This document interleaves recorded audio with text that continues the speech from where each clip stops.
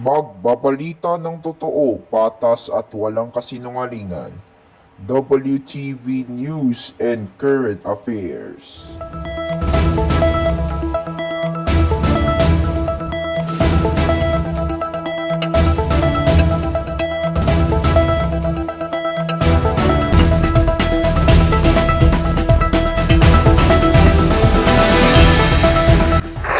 Live mula sa WTV News Center, ihahatid ang mga balita kada oras.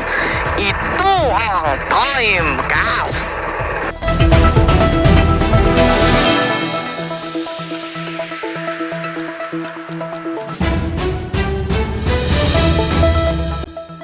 Magandang hapon po. Ito po ang unang edisyon ng Timecast. Ako po si Marcus Ellison at narito na ang mga balita ngayong Huwebes. Dalawang minor de edad nasawi matapos malunod sa dagat.